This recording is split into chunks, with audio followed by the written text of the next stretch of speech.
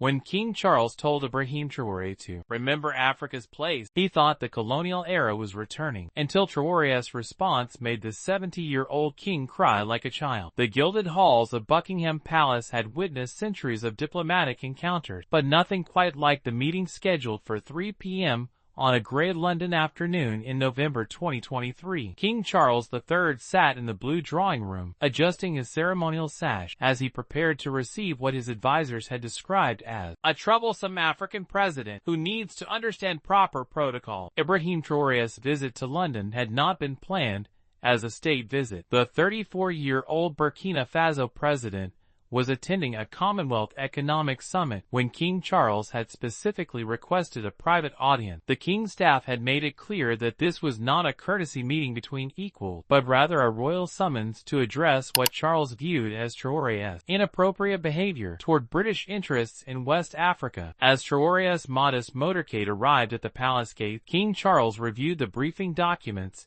that painted the young African leader as an obstinate obstacle to British business interests. Over the past year, Traoré had nationalized several British mining operations, rejected lucrative deals with London-based corporations, and most infuriatingly, had begun publicly questioning the legitimacy of British influence in former colonial territories. "Your Majesty," announced the king's private secretary, "President Traoré has arrived." Charles straightened in his ornate chair, positioned strategically to ensure that visitors would have to look up at him throughout their conversation. The psychological staging was deliberate, a reminder that despite political independence, certain hierarchies remained unchanged. When Traoré entered the room, he was struck by the opulent display of wealth that surrounded him. Gold-framed portraits of former monarchs gazed down from the wall, many of whom had presided over the systematic exploitation of Africa during the height of the British Empire. Crystal chandeliers cast light over furniture that had been purchased with wealth extracted from colonized nations across multiple continents. "President Traoré," King Charles began,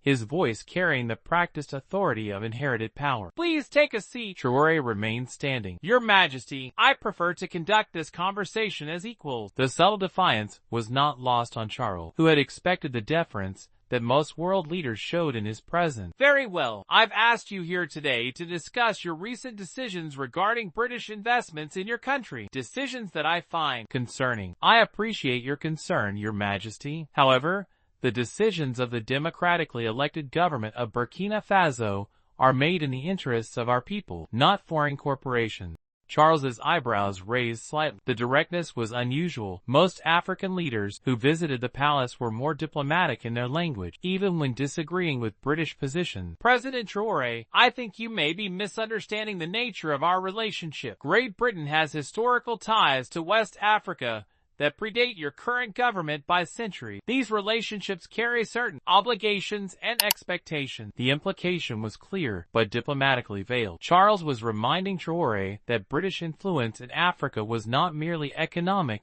but historical, cultural, and in his view, permanent. "Your Majesty, those historical ties were built on the exploitation and enslavement of African people. I would hardly characterize them as relationships that create obligations on our part." The temperature in the room seemed to drop several degrees. Charles was accustomed to having difficult conversations with world leaders, but rarely did anyone speak so directly about the colonial foundations of British wealth. "President Traoré," Charles said, his voice taking on a sharper edge, "I think you would be wise to remember Africa's place in the global order. Your country benefits enormously from British aid, British investment, and British expertise. These benefits could be reconsidered if your policies continue to damage long-standing partnership." It was as direct a threat as royal protocol would allow. Charles was making clear that Burkina Faso's relationship with Britain could be severely damaged if Traoré continued to challenge British economic interests. But instead of the concern or compliance that Charles expected, Traoré smiled slightly and reached into his briefcase. "Your Majesty, before we continue this conversation, I think you should see something that might provide context for your comments about Africa's place in the global order." Traoré placed a thick folder on the ornate coffee table between them. The folder was labeled Royal African Company Financial Records 1672 to 1752. Charles's face went pale as he recognized the reference. The Royal African Company had been the British Crown's official slave trading organization, responsible for transporting over 100,000 enslaved Africans to the Americas. Americas. The company's profits had directly funded the construction of several royal palaces and had been a major source of crown revenue for nearly a century. I'm not sure what you think you have there, Charles said carefully, but I would suggest that historical research can often be taken out of context. Traoré opened the folder and placed several photocopied documents on the table. These are financial records from the British National Archives, Your Majesty. They show direct payments from the Royal African Company to the Crown, including detailed accounting of how slave trading profits were used to purchase royal property and fund royal lifestyle expenses. Charles stared at the documents without touching them, as if contact might somehow make their contents more real. More specifically, Traoré continued, these records show that the current royal art collection, including several pieces in this very room, was purchased using profits from the sale of enslaved Africans. The young president gestured toward a magnificent painting hanging behind the king's chair. That portrait of King George II, for example, was commissioned using Royal African Company dividends in 1748. The gold frame alone cost the equivalent of 40 enslaved people. Charles's composure was beginning to crack. The royal family had spent decades carefully managing their public image regarding Britain's colonial history. While acknowledging that past wrongs had occurred, they had successfully avoided direct personal accountability for the crown's role in slavery and exploitation. President Traoré, these are historical matters that have been extensively studied by scholars. The royal family has consistently supported efforts to acknowledge Britain's colonial history while building positive relationships for the future. Traoré placed another document on the table. This is a letter from King George III to the Royal African Company Board in 1764, personally authorizing the expansion of slave trading operations to West Africa, specifically to the region that is now Burkina Faso. The document was authentic, bearing the royal seal and George III's personal signature. It authorized the company to acquire by purchase or capture such African persons as may be transported for profitable employment in our American colonies. Your Majesty,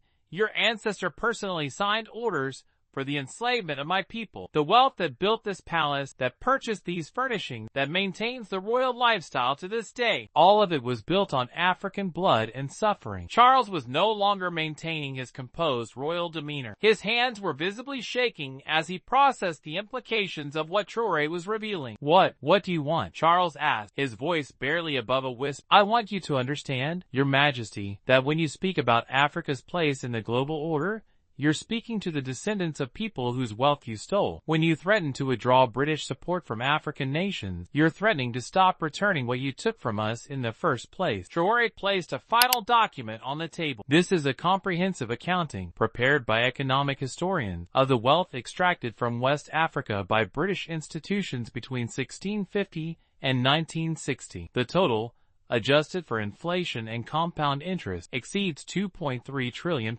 The number was staggering. It represented more than the entire annual GDP of the United Kingdom. That includes, Traoré continued, detailed calculations of how much wealth was extracted specifically from the territory that is now Burkina Faso, approximately £47 billion, not including the human cost of the people who were enslaved, murdered, or displaced. Charles was staring at the documents in horror, realizing that Traoré had come to this meeting not as a supplicant seeking royal favor, but as a creditor demanding acknowledgement of debt that had never been repaid. President Traoré, surely you understand that these are complex historical issues that cannot be reduced to simple financial calculations. Your Majesty, they become much simpler when you consider that the British Crown has never acknowledged, apologized for, or provided reparations for centuries of organized theft. Instead, you continue to extract wealth from Africa through unfair trade agreements and exploitative investment terms. Traoré leaned forward slightly. And when African leaders, like myself, attempt to secure fair compensation for our resources, you invite us to your palace to remind us of our place. The accusation hung in the air like an indictment. Charles was beginning to understand that this conversation was not going according to the script his advisors had prepared. What would you consider appropriate acknowledgement? Charles asked carefully. I want you to publicly acknowledge that British wealth was built on African slavery and exploitation. I want you to apologize on behalf of the Crown for centuries of crimes against African people, and I want Britain to begin paying reparations for the wealth you stole. Charles's response was immediate and defensive. That's absolutely impossible. The financial implications alone would be catastrophic, and the precedent it would set for other former colonies. Your Majesty, Traoré interrupted. are you more concerned about the cost of justice than you were about the profits of injustice? The question struck Charles like a physical blow. For 70 years, he had lived in palaces built with African blood, surrounded by art purchased with African suffering, supported by wealth extracted from African labor. And now, for the first time, he was being confronted with the moral cost of that inheritance. President Traoré, these demands are unrealistic. The British government would never agree to such terms, and I don't have the authority to commit the nation to reparation. Traoré gathered the documents and returned them to his folder. Your Majesty, I didn't come here expecting you to agree to reparations today. I came here to ensure that you understand something very clearly. He stood up, now looking down at the seated king. The era of African deference to European authority is over. When you threaten African leaders for asserting our sovereignty, you're threatening people who know exactly how you acquired your wealth and your power.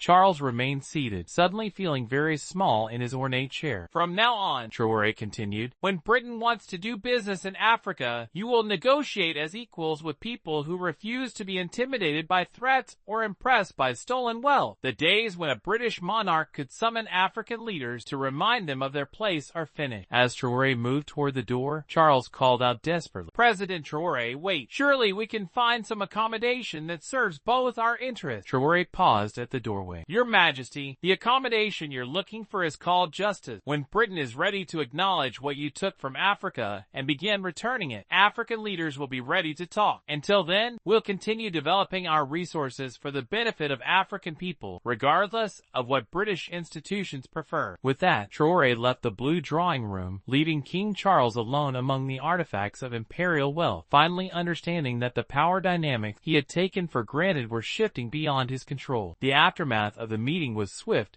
and devastating for the royal family's carefully managed public image. Within hours, news of the confrontation had leaked to the press, though the specific details of their conversation remained confidential. What was not confidential was the footage captured by palace security cameras of King Charles breaking down in tears after Traoré's departure. The images of the British monarch weeping in his throne room became viral sensations across social media platforms, accompanied by commentary about the emotional cost of confronting historical truth. The royal family's response was predictably defensive. Palace spokespeople issued statements claiming that the king had been moved by President Traoré's passion for his people, and that the meeting had been productive and cordial. But the damage to Charles's authority was irreversible. Within weeks, other African leaders began demanding similar audiences with European monarchs and heads of state. The president of Ghana requested a meeting with the Dutch royal family to discuss reparations for the slave trade. Nigeria's leader announced plans to meet with the Portuguese president regarding colonial exploitation. Kenya's president suggested that the British Museum should return all artifacts stolen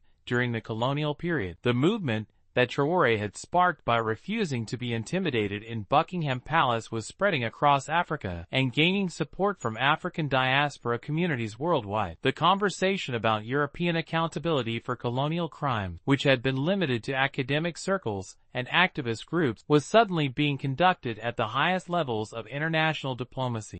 King Charles himself became increasingly reclusive, canceling public appearances and withdrawing from active participation in Commonwealth affairs. Those close to him reported that he was struggling to process the confrontation with Traoré, particularly the realization that his entire lifestyle was built on wealth extracted through centuries of violence against African people. The British government, sensing the potential for a broader diplomatic crisis, quietly began reaching out to African leaders to discuss enhanced partnership framework and historical reconciliation processes. But these efforts were hampered by the knowledge that every African president now understood the precedent Traoré had set for holding European leaders accountable for their colonial legacies. 6 months after the meeting that had humiliated the British crown, Traoré addressed the African Union Summit in Addis Ababa about the importance of psychological decolonization. For too long, We have allowed European leaders to make us feel small in their presence, he told the assembled heads of state. We have accepted their palaces, their ceremonies, their protocols as symbols of legitimate authority. But when you understand that their grandeur was built on African suffering, their power loses its mystique. The speech received a standing ovation and led to the adoption of new protocols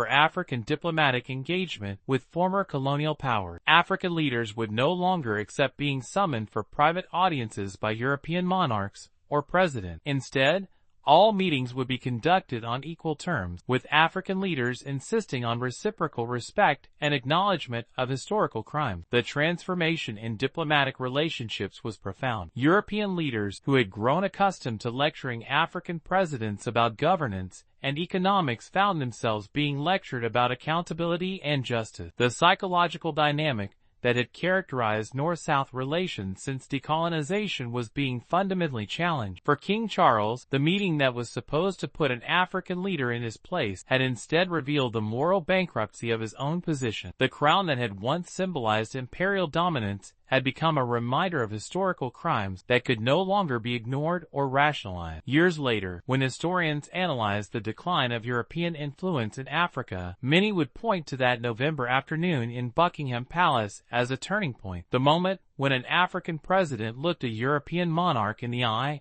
and refused to be diminished by stolen wealth and inherited power. King Charles had summoned Ibrahim Traoré to remind him of Africa's place in the global order. Instead, Traoré had reminded the king of his place in history as the inheritor of a criminal legacy that could no longer command respect through intimidation. The tears that Charles shed in his gilded drawing room were not just personal grief, but the weeping of an entire system of exploitation that was finally being forced to confront the truth about itself. The colonial era had not ended with political independence. It had continued through economic manipulation and psychological intimidation. But on that gray London afternoon, it finally began to die.